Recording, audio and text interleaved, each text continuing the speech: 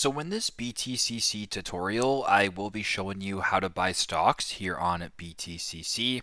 So once the app's opened up, if you're on the home page here, you guys can just go to the bottom and select the blue trade icon. Once you're here in the top left where it says USDTM, CoinM, TradeFi, go ahead and select TradeFi. Once we're here, we can just scroll down. So if you're at the top here, you can just scroll down and go ahead and select stocks. And for example, I'll just press Apple stock.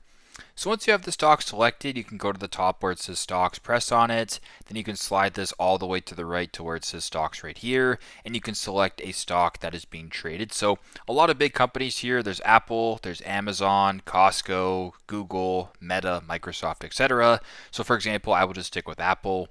And once you're on this page right here, you can scroll down. If the market's open, you can go to the bottom and select an order type or to buy.